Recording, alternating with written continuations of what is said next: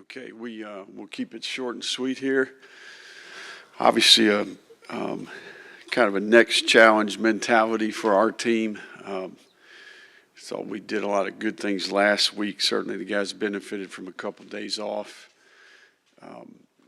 Georgia has a good football team. You know, offensively, it starts with a veteran quarterback and a veteran offensive line, and just a multitude of skill players at every position. I do think defensively they have an identity, and it starts with the personnel, the height and length of the personnel, certainly speed at the second and third level as well. And then the kicking game, they've got really good specialists. I think the kicker, punter, snapper, obviously the returners, and they have good variables there that can cause some problems for you. So the entirety of the team, obviously makes this thing a challenge. You know, I think for our team it's important that we zoom in on the parts of our process that can grow and improve. I think each individual player's got to continue to focus on getting better.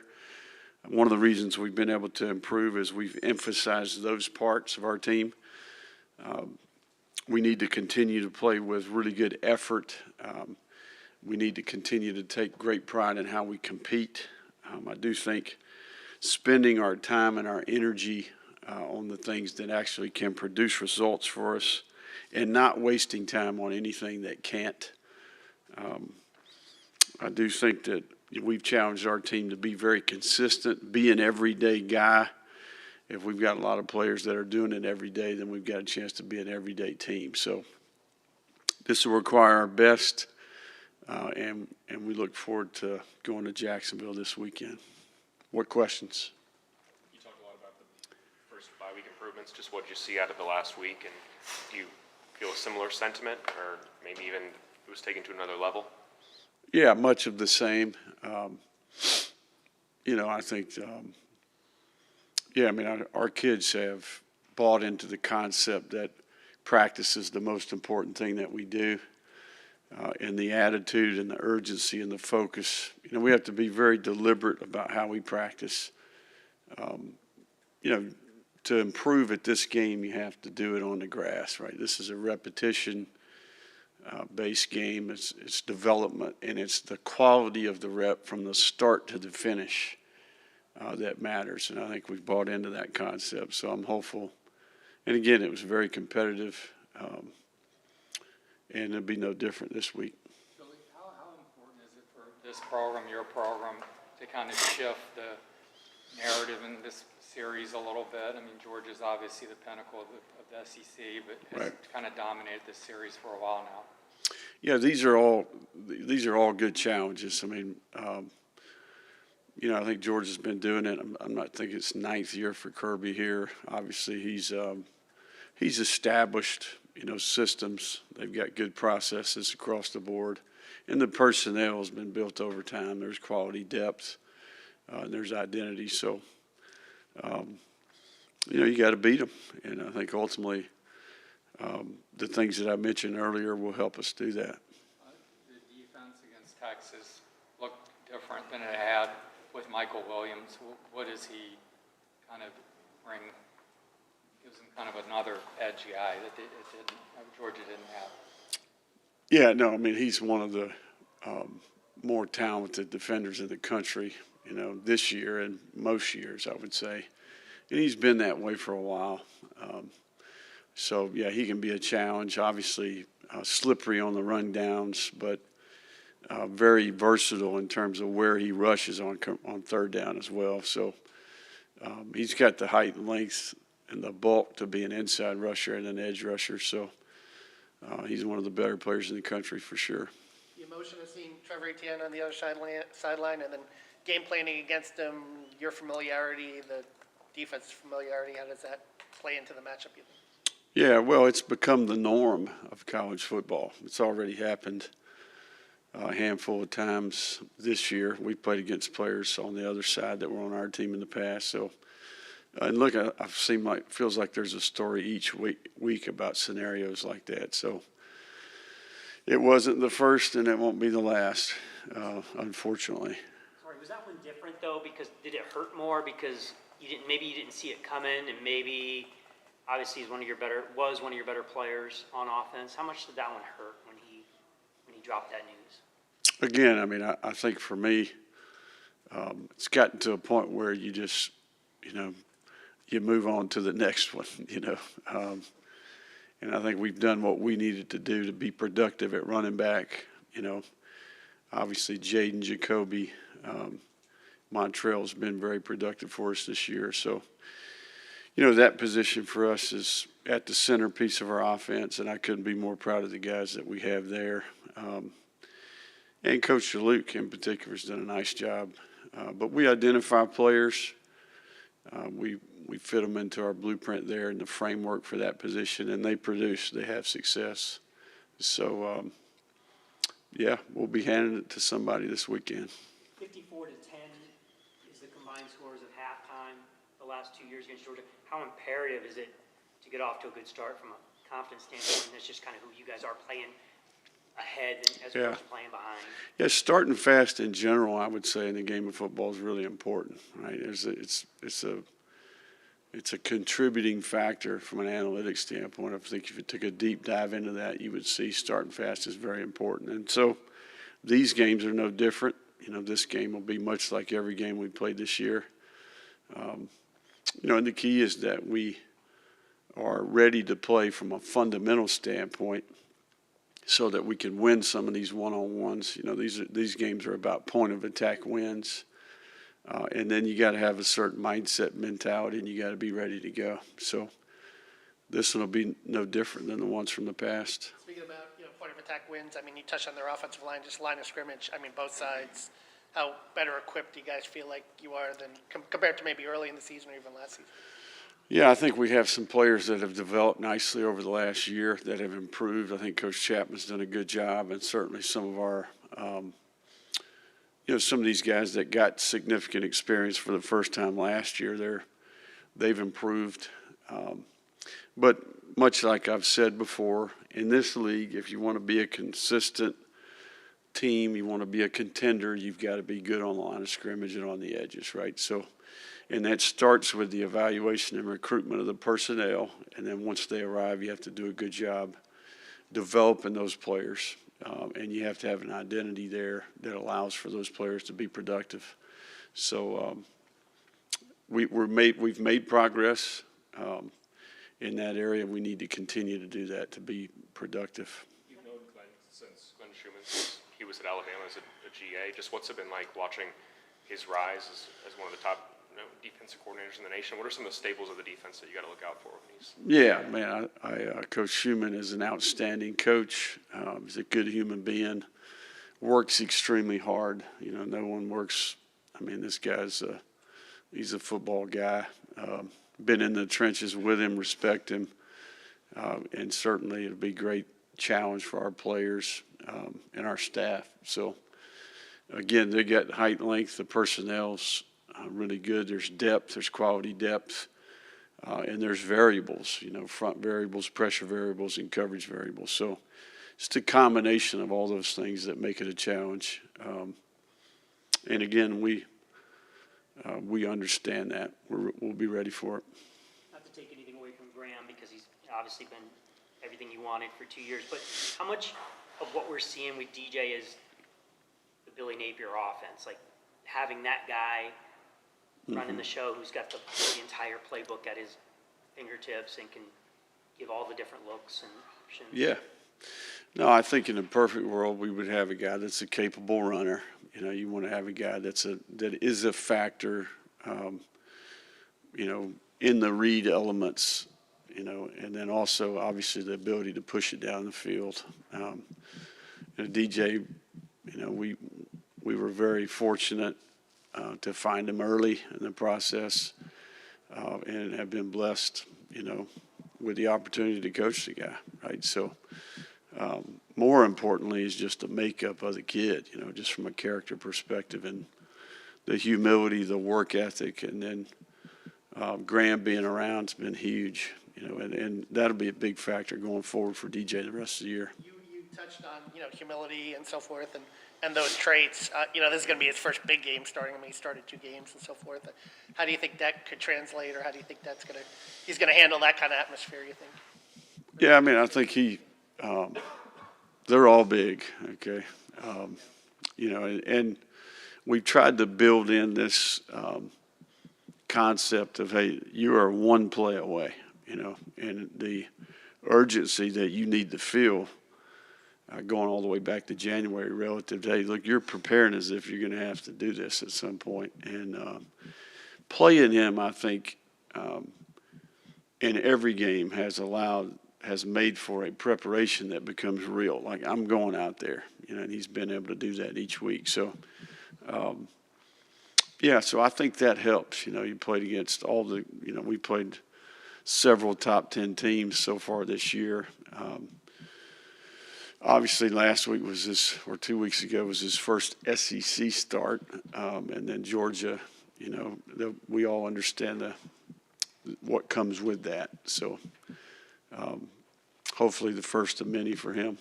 Billy, forgive my ignorance in the recruiting process with him, but when did you identify him, and then when did you notice that he just had something different, kind of mentally, in terms of the fearless kind of attitude he brings to the field? Yeah, he was here our first spring. I think he came to spring practice our first spring. I can remember being at the stadium. We were over at the stadium. That's back when our facility was over there, and we were on the 3rd or 4th level there, the offensive staff meeting. He sat in on the quarterback meeting. We walked over together from practice. At that point, he was kind of an unknown to some degree. So that's probably my first memory of meeting him and spending time with him.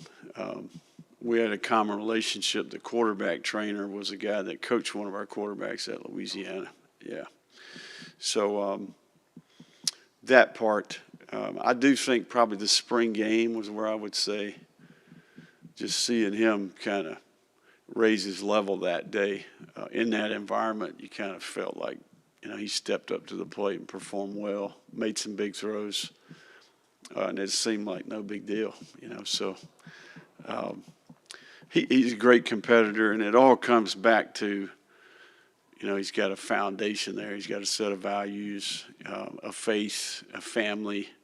I think he kind of knows who he is, so that allows him to compete freely. I think he turns into a great competitor on game day. I think that's one of his best traits. You guys seem to have a pretty good bond. I mean, both his dad and JP mentioned just your relationship with him. How would you kind of characterize it? Yeah, just a healthy respect. I think for me, I think watching him handle his recruitment is ultimately when I gained the most respect for the kid and the family. Because they went from, I just think they stuck to who they were, very grounded, stayed in Willis, Texas. Guy could have went anywhere in that Houston footprint to be the quarterback, and it's kind of stuck there in their hometown. Did great things with that high school there that was uncharted waters, and then obviously he just stayed focused and throughout the entire recruiting process. Coach, I know we'll get an update on Wednesday with the availability, but how's Jason doing after the bye, and where maybe some of the guys at corner that if he can't go, you're looking to step up? Yeah, no, I think we'll have an update for you Wednesday, 8:10 p.m. I think it is. The pass protection improvements that you've seen over the last months especially, what do you attribute those to, and is there something more that you'd like to see out of that unit for the final month of the season? Yeah, no, I think we settled into a lineup there. I think the competition has helped. And then ultimately, I think they've just gotten experience and improved, Some of them were relatively green relative to this league, this level, whether that was Brandon or Najee. Damian played a new position. Obviously, Barber and Slaughter have experience, but really Slaughter played half the year last year, right? So I just think they've gained experience and some confidence, and I think they've gotten the practice environment has helped. I think just to going against good personnel every day, getting into a little bit of a rhythm in terms of how to prepare during the season. Experience matters, I think it's an important part of the game. Carson Beck, been a little up and down lately, but what is just the challenge of defending him, obviously? Yeah, no, we don't buy into that narrative. This guy's elite. He's an elite quarterback. I mean, he's been fantastic throughout his career. I mean, just really seen a lot of football, their practice environment, the number of variables he's seen from a front pressure coverage standpoint. And he's just a big, tall, athletic guy that can throw it all over the park, So, any player that you play, you have to anticipate them being at their best, So, he's highly regarded for a reason, You have a good time to see your secondary really kind of beginning to emerge. Yeah, it'll be a big part of this game and every game going forward. But, again, there'll be a ton of matchups in the slot outside. These games, they come down to point-of-attack wins. You got to have point-of-attack one-on-one wins, and you have to do that consistently. What kind of progress do you think you're seeing in the program, year 3 to year 2 at this point? Yeah, mindset has shifted a little bit, I think. I think the makeup of our team, I just think we're in a lot better place in that regard. Look, I mean, it's a production business. We got to go do it on the grass. We played better, the last few weeks, a little bit more like we anticipated playing as a team, certain parts of our team in particular. But, I have a respect for the attitude and the effort of the group, the resiliency of the group. That's the term I would say that's impressed me the most. And again, these things that I've talked about, like the performance character of the group has improved. Sure, there's a noticeable difference in the effort, just the intensity and the execution of the football. But more importantly, I think there's a moral character that allowed them to deal with the criticism and the noise and to stay loyal, stick together, to be solution-oriented, to not splinter, to not point fingers, to continue to – I think that takes some character to do, especially in today's era. So I'm hopeful that'll pay off. You've praised DJ's personality, who he is, and his physical attributes, of course, but the game management aspect was something you talked about that you want to see a little bit more out of him coming into the season. Over the last couple of weeks, how have you seen him improve in that regard, and what areas are you still looking to see him maybe take the next step?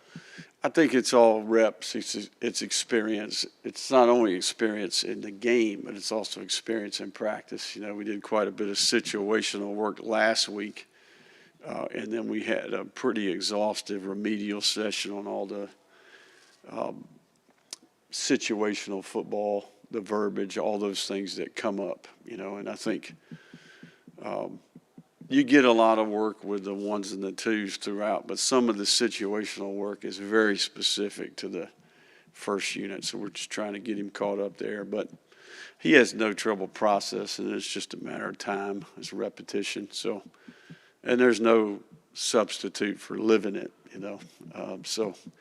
and living the success, but also living with the consequence of making a bad decision. He seems to have a connection with Elijah Badger. Did that maybe start when both of them were running with the second team in fall camp? Yeah, no, I think our skill worked together throughout. I think Badger is a easy guy to like, if I'm playing quarterback, I think I would try to connect with him too. But no, Badger's improved. I think his game has really taken another step. I think the detail in his route running has improved. Receiver's a skill game. I think the release part of the game, the top of the route separation, the hand selection, and then obviously the coverage. There's a football IQ element there. But I think Coach G's done a good job with him, and he's a very durable, consistent player. So. He's got some play strengths. It's been an up and down season for Trey, and he's obviously been banged up. And I know he came in the season with a lot of expectations. What do you maybe see from him from the bye week, and maybe how important is he going to be? These next 5 games. Yeah, no, it's unfortunate. You know, I mean, I think the injury bug, it's part of the game. You know, we've got it. Every team. I mean, you think about each team we've played. You know, it's more about the players that are available each week and what you do with that group. You know, that's when it's hard. Is when you're getting into the middle of the week, you're building the plan in the early part of the week, and you're unsure who's available. I think we've done a good job adjusting in that regard, but I think that's part of the equation. Is he getting, like, he's getting a little closer to full speed, or what was his bye week like, you think? Well, we've done quite a bit of work with him. You know, I think obviously we're not commenting specifically on injuries, but yeah, I mean, I think he's had the open dates are good for that in that regard. We're able to get a lot of guys healthy, so. Much like, you know, a number of players in our team, we're hopeful we get a couple of these guys back. Obviously, last contest was a big one for Jaden Bogg. Still, Montrell Johnson's status up in the air for this coming week, but just what do you anticipate seeing from Jaden going forward against Georgia and just for the rest of the season? Well, we're hopeful that we get some guys back at that position. But yeah, I mean, Jaden will get better. You know, I think you can see he's getting comfortable. I think early in the year, you saw there was some ability there, but just the overall, what's it like out there, performing at that level. I think he's improved in his pass protection. You know, he and Jacoby both need to continue to grow in that area. But yeah, he played well with the ball, and he's a big guy. He's slippery, and obviously he's showed to be very productive. You know, so. We're hopeful he continues in that direction. Obviously, Lagway and Jaden, they worked really well together last week. You also have a lot of strong talent in the receiver room, all freshmen or at least redshirt freshmen, true freshmen. What do you think this spells out for the future of Florida's offense to just have so many young guys already contributing like this? Yeah, I mean, I think you got to take what you have available each year and try to make the most of it. You know, I mean, I think the world we're living in now, you know, it's literally one team at a time to some degree. Now, if we're doing this the right way, then we're building quality depth, we're building experience, we're able to retain players, and we can build in that fashion. But there's nothing to say that it'll work out that way. I mean, I think you've got to take each cycle relative to acquiring players and do the best you can for the team. And then once you get through that spring portal, coach what's left, right? So that's what we've done. Going a little bit away from this weekend's game, I wanted to kind of talk about Ricky Pearsall's game last night against the Cowboys. He did really well for the 49ers, so I just want to know how that kind of made you feel, seeing him do so well after that traumatic injury and everything. Yeah, no, we're proud of Ricky. Obviously, he's been through some challenges and adversity there. First of all, we're glad he's healthy. And I think that paints a picture of perspective that we all got to kind of evaluate. But Ricky did it right when he was here. You know, I think he was a great teammate. He did things with class, treated people the right way. Was a very productive player and leader for us, and got better every day. You know, his work ethic was second to none. So he'll be a great pro. Obviously, now that he's back in the lineup, he'll get better each week. There's no question about it. Without going into specifics about Asa Turner's recovery, just what have you seen from him behind the scenes and serving as kind of a leader to some of these younger defensive backs? And, you know, how difficult has it been for him this year not going the way that he envisioned? Yeah, no, injuries are challenging, man. It's one of the more challenging things for the players and coaches as well. You know, I mean, I think. But Ace has been a very steady player and person/leader. I mean, he's provided some veteran kind of good work ethic example, you know, how to communicate, how to go about your business. I think he's done a nice job in that regard. And even when he's been absent, I think there's some things there that he's done to help the squad as a whole. So, yeah, he's another player that's on a long list of, you know, hopeful to get him back. I think JD's first offer might have been Georgia. Someone, one of the reporters there was telling me. What What kind of recruiting win is it to get a guy out of Georgia for one? Who's, I know he wasn't the most highly rated guy, but he's obviously extremely talented and productive. Yeah. No, I think we ended up beating Alabama, I think, at the very end. But, yeah, I mean, I think Jaden, first of all, went to school in January, and we were evaluating the guy as a linebacker. So that just goes to show you how much we knew. But, no, we knew he played running back. He was a kind of a hybrid Wildcat quarterback. He played receiver. And just to see how big he was, you know, you're watching the tape, then you meet him, and you're like, okay, this is a little bit different cat here. So my brother actually played their team in a scrimmage. And at that point, he was committed to Arkansas, and he picked up the phone after that scrimmage and called me and said, hey, you need to get on this Jaden Ball guy. So we turned it up. Yeah. We turned it up after that scrimmage. Did he have the jump cut back then? Yeah, no, I think that's one of the things that was impressive about him was just his loose hip. He could change direction. And to be 237 pounds, you know, I mean, I think he's unique. And look, incredible kid and family, just he's got it. I mean, you could tell going to that school that day. He's a really good basketball player, too. He's a point guard in the basketball team.